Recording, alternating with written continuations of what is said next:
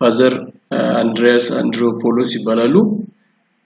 ፋዘር አንድርያስ በዊንቸስተር ዩኒቨርሲቲ የኦርቶዶክስ ክርስቲያኒቲ ሪደር ናቸው። ከዱራም ዩኒቨርሲቲ PhD in Theology and Art ሰርተዋል። በዚሁ በዊንቸስተር ዩኒቨርሲቲ በኦርቶዶክስ ስተዲስ የማስተር ኦፍ ቲዮሎጂ ፕሮግራም ሊደር አስተባባሪ ናቸው። በአጉራ ዩኒቨርሲቲም እንደዚሁ ፕሮፌሰር አስተማሪ ናቸው። እኔም የማውቃቸው በዚሁ በአጉራ ዩኒቨርሲቲ ሲያስተምሩ ነው፣ ተማሪያቸው ነኝ። ትንሽ ስለሰተሟቸው ጽሁፎች ለማስተዋወቅ ያህል ከስድስት ያላነሱ በኦርቶዶክስ ቤተክርስቲያን ነገረ መለኮት ዙሪያ የሚያጠነጥኑ መጽሐፍትን ጽፈዋል። ለምሳሌ ጌዚንግ ኦን ጋድ የሚል አንድ መጽሐፍ አላቸው። ሌላው This is my beloved son, the transfiguration of Christ የሚል ሌላ መጽሐፍ ጽፈዋል። The sign of the cross የሚል መጽሐፍ ጽፈዋል። አርታስ ቲዮሎጂ የሚል እንደዚሁ በኦርቶዶክስ ቤተክርስቲያን ኪነ ጥበባዊ ነገሮች እንዴት እንደሚታዩ የሚያትት መጽሐፍ ጽፈዋል። ሜዲቴሽንስ ኦፍ ዘ ሃርት የሚል በመዝሙረ ዳዊት ላይ የሚያጠነጥን መጽሐፍን ጽፈዋል። በጣም ብዙ አርቲክሎች አሳትመዋል። አብዛኞቹ አርቲክሎች በዚህ በመጽሐፍቶቻቸው ላይ ለማስተዋወቅ እንደሞከርነው በኦርቶዶክስ ክርስትና በተለይ ላይ የሚያጠነጥኑ ናቸው። እንደዚሁም በጥንት ቤተክርስቲያን ጥናት በአጉራ ዩኒቨርሲቲም በጥንት ቤተክርስቲያን ታሪክ ሲያስተምሩ ነው የማውቃቸው። ስለዚህ በጥንት ቤተክርስቲያን የቀኖና የዶግማ የሥርዓት ሁኔታዎች ላይ ጥናት እንዳጠኑ ስለማቅ ነው በዚህ ፕሮግራም ያቀረብኳቸው። ፋዘር ዌልካም ቱ አወር ኢንተርቪው። Thank you for your introduction, Barakat. Okay, before we go to let me give you the opportunity to reflect on the Oriental Orthodox churches in general and the Ethiopian Orthodox Church.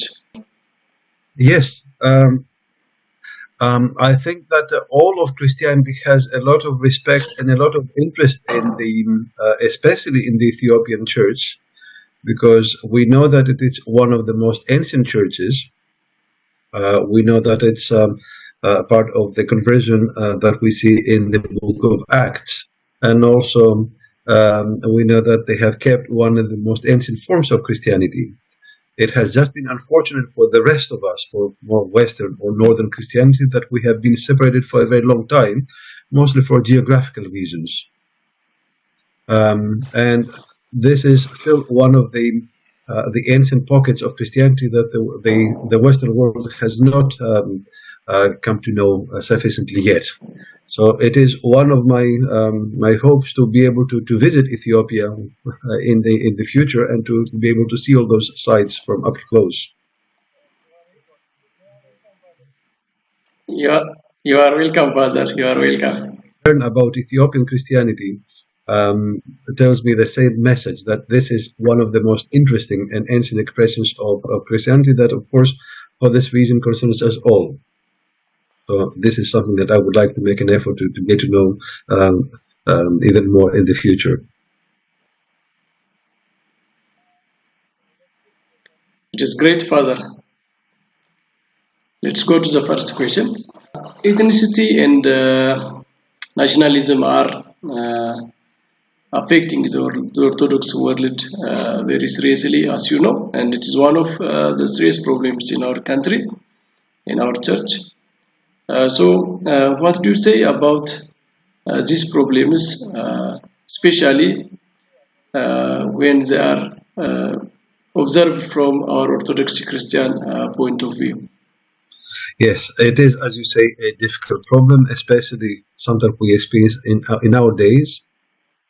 We all know what is happening between Russia and Ukraine right now, a war between two Orthodox nations, unfortunately. And what is even more unfortunate is that sometimes military invasions like that are also given the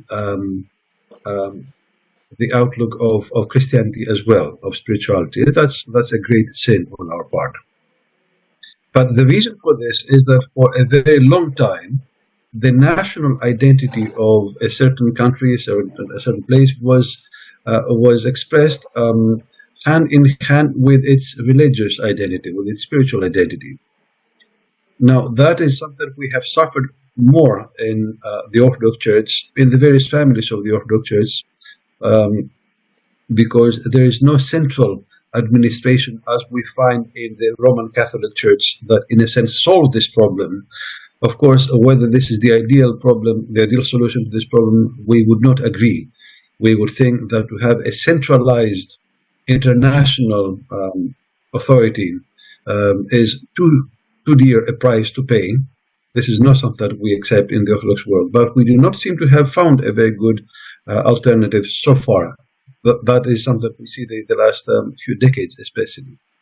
So we may understand the historical background, we may understand how different nations asserted themselves historically and culturally by referring to what made them distinct, such as their language, their culture, sometimes their political heritage, and of course, one of the features that made the Bulgarian, the Serbian, the Greek nation, all of these distinct, was also their spiritual heritage.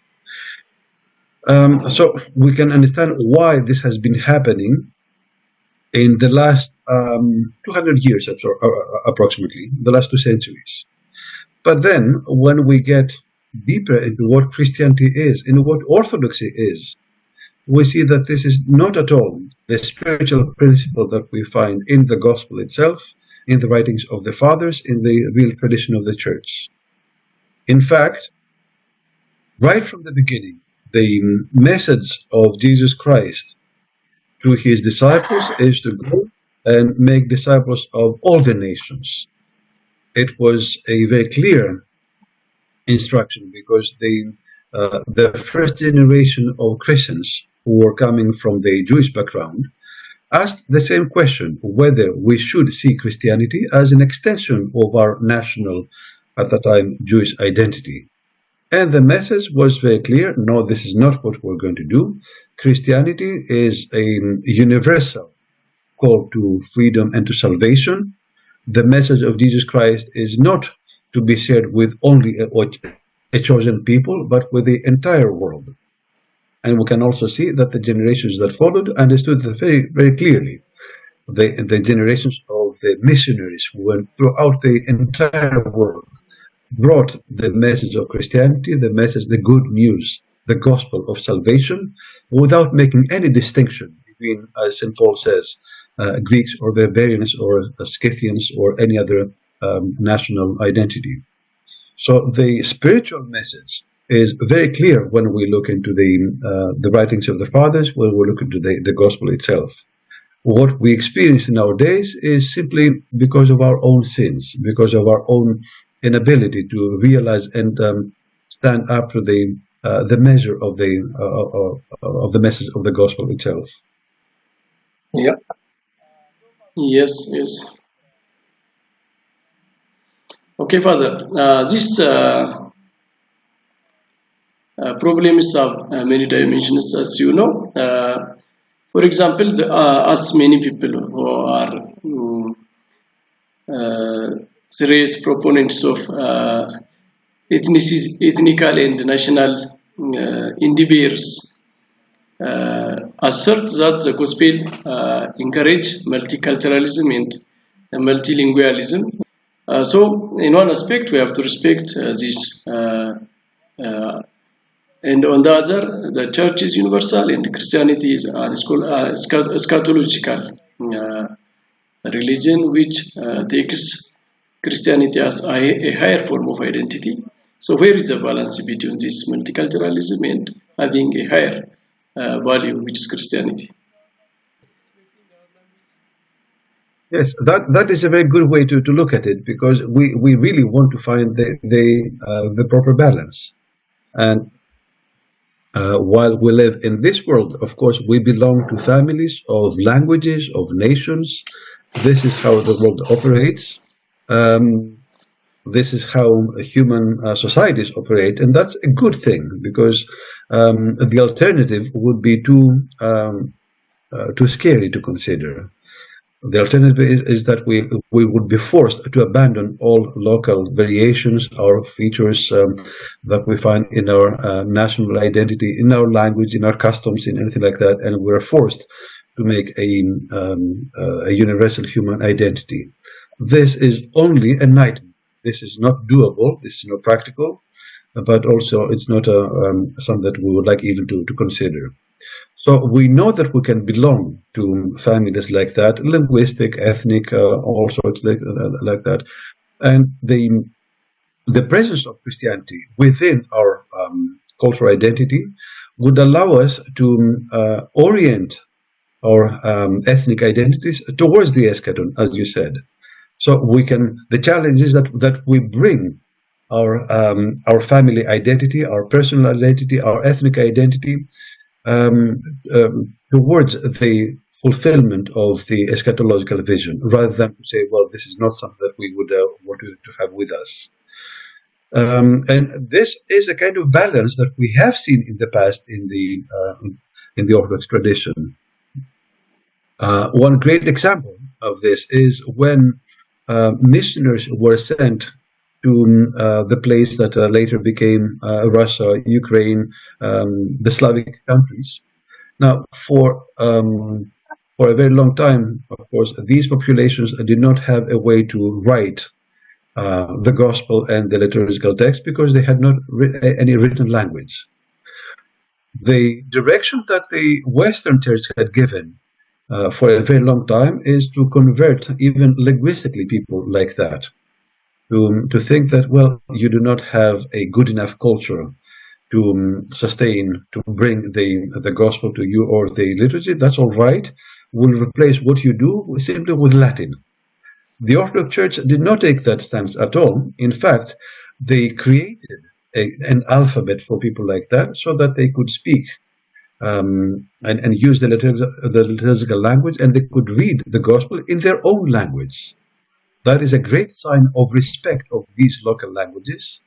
And of course, from then on, we can see that the universal dimension of Orthodoxy is precisely in this respect of all these local cultures.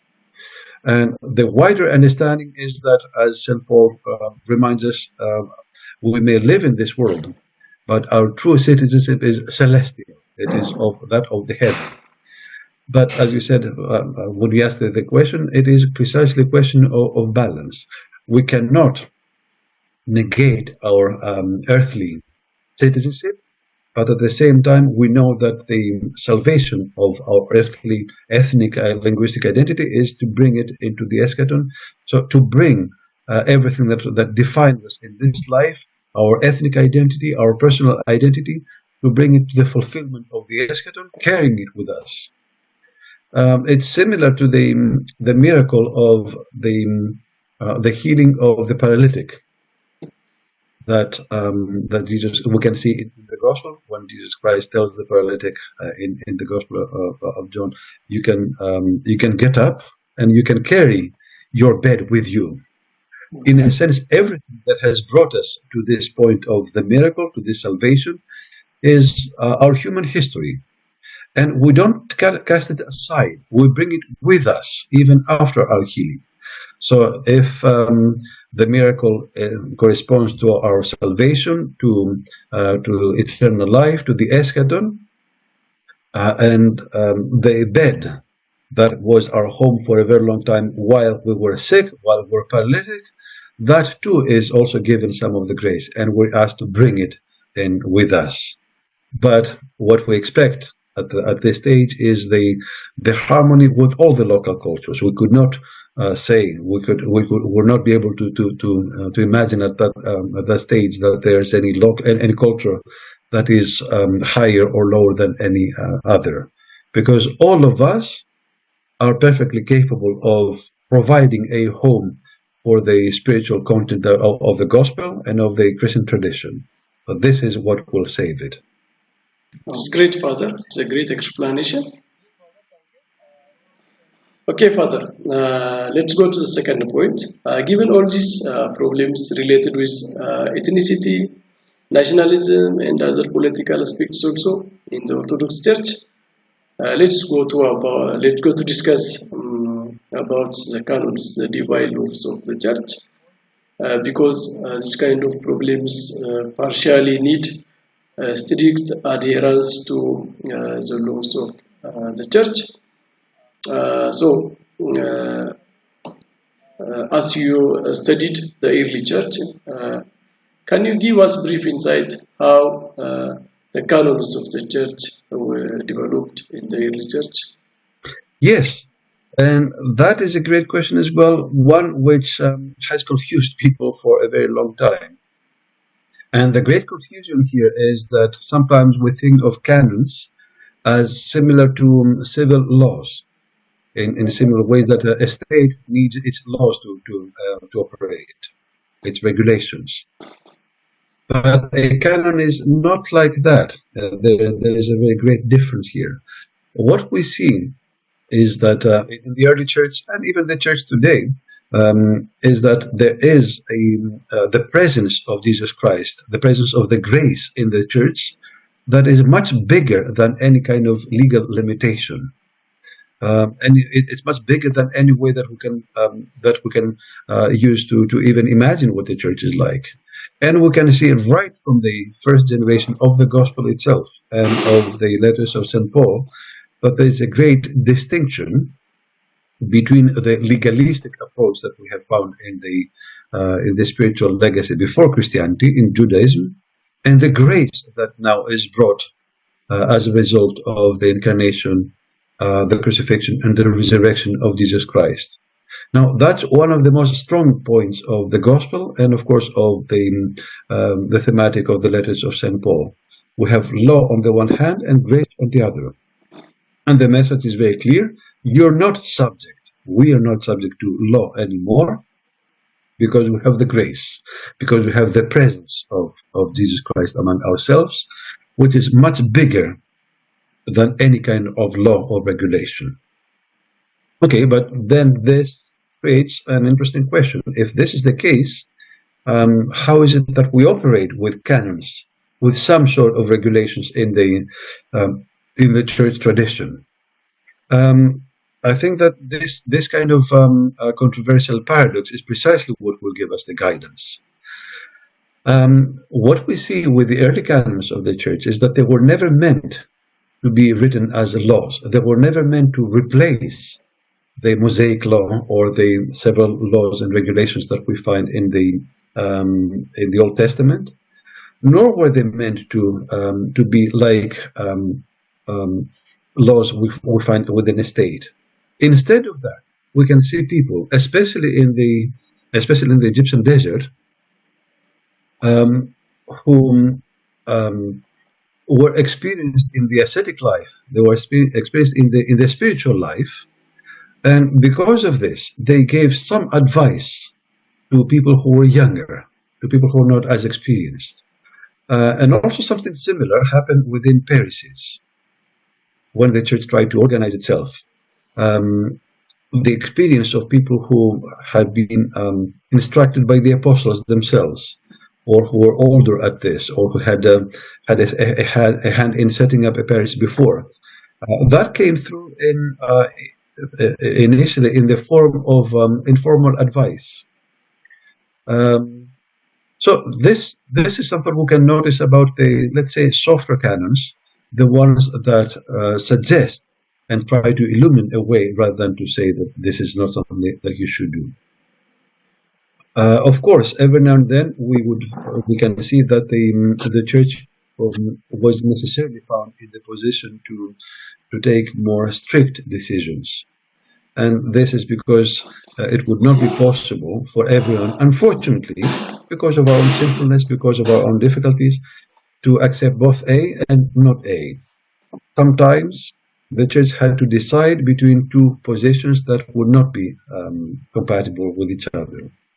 And for a very long time, if two positions would not affect anything about the way that we would worship, that would be fine. Everybody could believe or follow what they wanted to do. But when we talk about, let's say, the divinity of Jesus Christ, one of the great questions that came up in the early church it is not possible to accept at the same time that Jesus Christ is God, Son of God, and at the same time believe that he is just an inspired human being. So this is one case when the church had to deliberate, it had to listen to all of the arguments and make a decision. And then there is the dogmatic canon, the dogma or the doctrine that follow after this, a more formal proclamation. So when we talk about canons, we can mean different things at the same time. Some canons have to do with mostly ways of behavior, suggestions. The experience of the church has shown repeatedly that many of these canons can be changed, even on the spot. It may be up to the authority of a bishop or even a spiritual father, a confessor, to enforce, to observe some of these canons, and then to decide that in this case, I have the authority, have the discretion, discernment not to enforce this one, because this one does not apply to you. The meaning, or the real spiritual meaning of a canon, is something that may help the person who struggles with spiritual questions in the church. And the spiritual father, the confessor, or a bishop may be able to discern that in this case, this restriction, this canon, this guidance is not going to be helpful, and we can decide not to apply it. So we have a long list of canons which may be observed, but they're up to the discretion of the spiritual father or the confession. Then we also have the list of dogmas or doctrines, which also appear very often in the guise of canons, but the story is not the same there, because we're not simply speaking about a pastoral way of dealing with a behavior problem or anything like this. Then we're talking about a serious and formal deliberation of the church on a very important doctrinal matter, and that is not something that we can really negotiate with. So yes, we have been talking about canons of different levels, some that are more about behavior and they're much more flexible, and some that are actually formal proclamations of the eternal truths of the church that we can know as dogmas or doctrines. One thing that is very interesting in many collections of canons in the Orthodox tradition, in many collections like that, is that it is recognized that the pastoral canons, the flexible ones, are such, because there's usually one set of instructions in the beginning or the end of such collections saying that all this is advice that has been collected by different spiritual fathers, by different experienced people, and it is up to the confessor or the bishop to use or not to use whatever they think from here. So that very nature of canons as something soft and flexible, which is subject to grace and subject to experience, is recognized even in collections like that. Okay, Father, it is interesting that canons are subject to grace.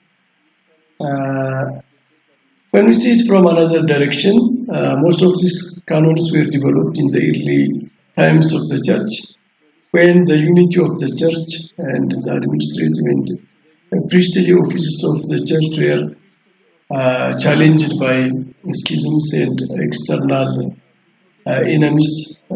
So I think some of these canons should be preserved and practiced very seriously for the church to keep her unity throughout the ages. And some of the canons, as you said, are subject to interpretations by bishops, by priests and spiritual fathers, especially for individual development.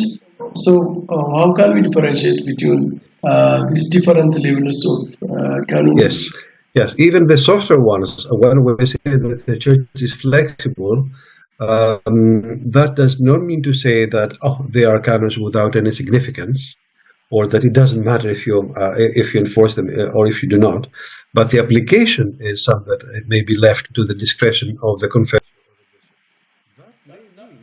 That means the bishop or the spiritual father can interpret these canons for specific situations. That's right. Yeah.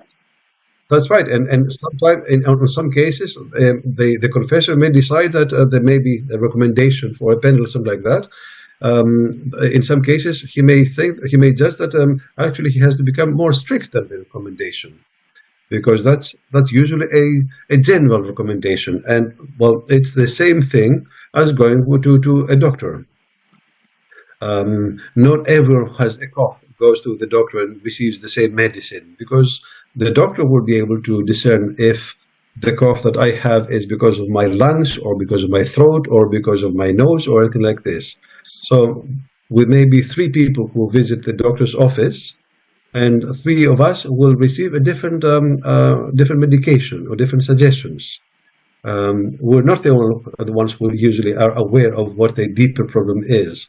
But this is precisely the job of the confessor, who may, as a doctor, and the doctor in one case may say, well, that's all right, what you have is not very serious. So, yes, you can take this syrup just to help you with coughing, and you should be on your way in 2 days. Another person whose condition is more serious will necessitate a different treatment. So the doctor may turn to the second person and say, well, what you have is because of your lung situation, so we really need to get you on heavy medication. You need to stop smoking right now, you need to do this, you need to do that, and we have to be strict with your case, because if we don't take these steps, something much worse may happen to you. So it is also like that with canons, and this flexibility should not be mistaken for an attitude of it is not important or we do not care. Some of these canons may have to be observed in a more strict way, and as you said, the main reason for them is sometimes the good progression of an individual, but sometimes the unity of the church that needs to follow a certain administrative formats in order to proceed. Now, a good question is, what kind of deliberation can we employ when we talk about canons, whether something is appropriate here or it is not appropriate? What kind of deliberation is there when we, let's say we have the authority, if it's not just a matter of authority, but of discernment? What kind of discernment and decision are we talking about when we want to think if a canon should be applied as it is recommended in a collection of canons, or if we need to be softer or stricter about this?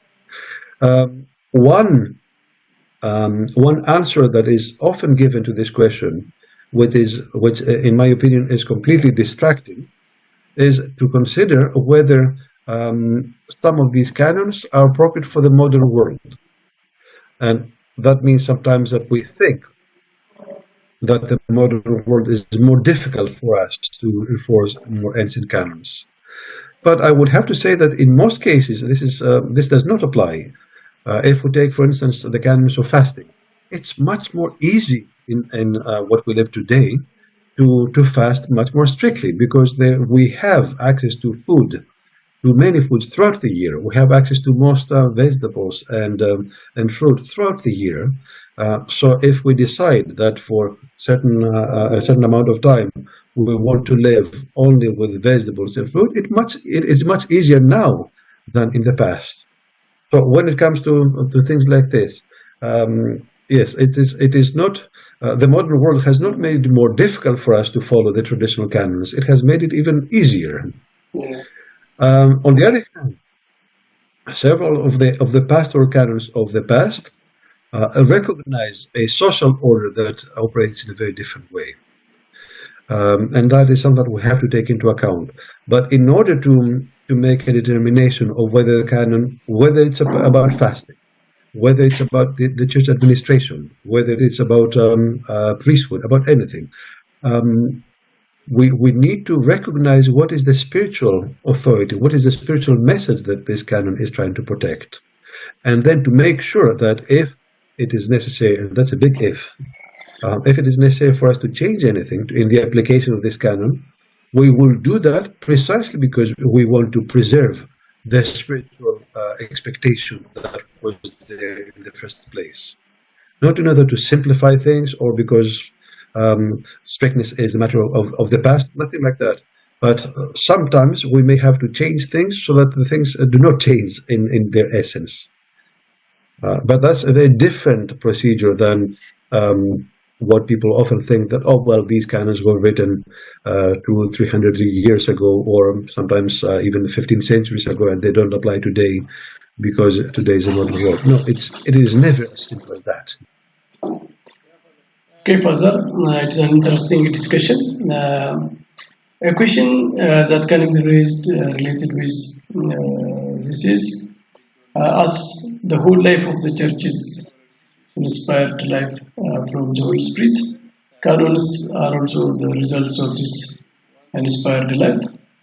So the work, the grand work, the Holy Spirit work is fulfilled in the churches for the best of the church, for the unity of the church, and for the eschatological fulfillment of the church. I think these are the conditions, the essence of any canon in the church.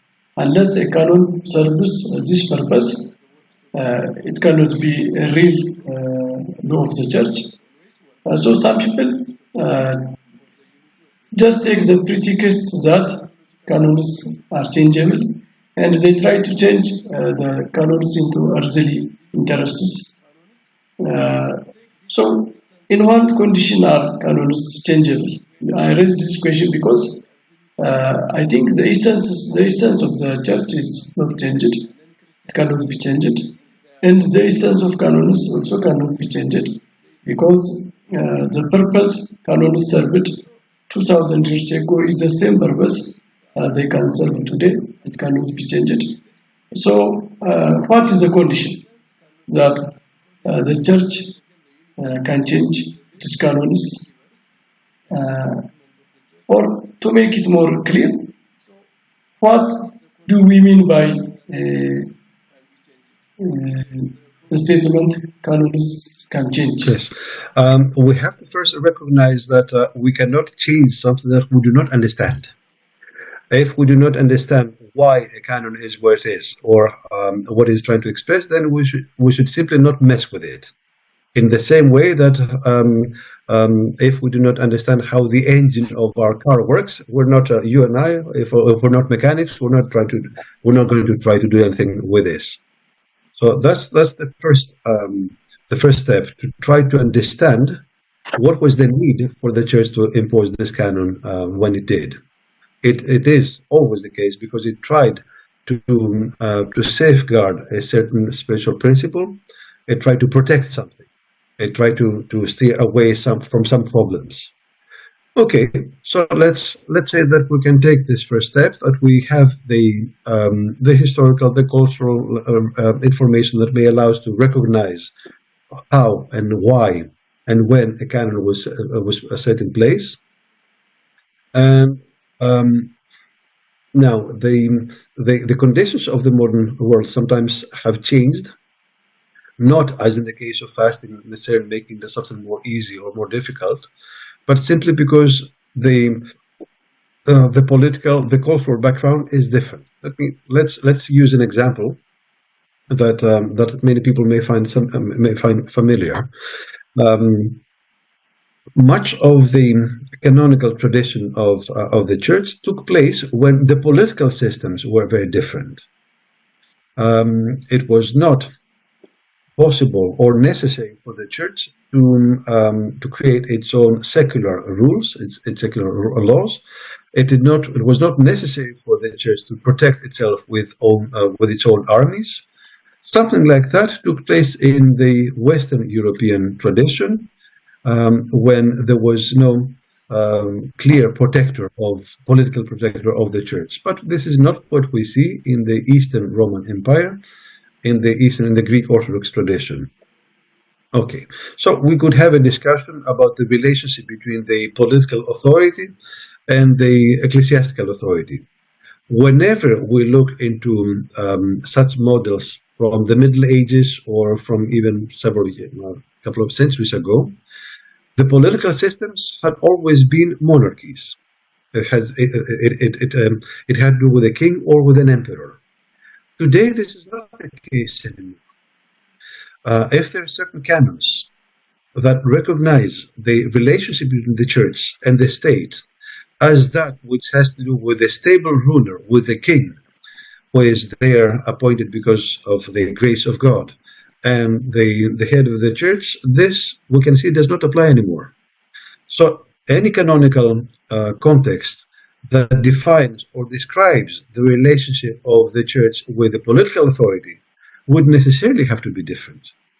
There is no king to negotiate with, or even in countries such as the United Kingdom, England, where I live, there is an increasing recognition, whether we like it or not, that the king is not the protector of the Christian tradition alone, but of all faiths. So the direction where the politics is moving is to extricate the king from the Christian church. This is not something that has happened yet, but perhaps we will see it if the monarchy continues to exist in a generation or two. Or something similar is what happens in the United States of America, where there's no king, and the state formally has made a separation from any spiritual, any religious tradition. So we cannot assume, in this case, that the canonical context that describes the relationship between the church and the state, which is something, for instance, that was written in 4th century Byzantium, one of them that we have in mind, or something very different for Ethiopia, which likewise was in a similar tradition of a ruler that was ordained by God. This does not apply anymore. So necessarily with something like this, we have to revisit these canons and to recognize that what we face today.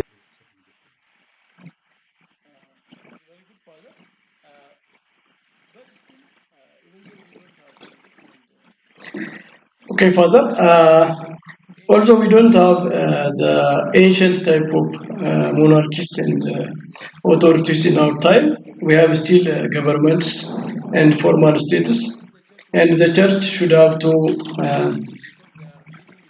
The church have to interact with this government structure because they are leading the same people. The church, the Christian people are led by the church and by the government in a certain country.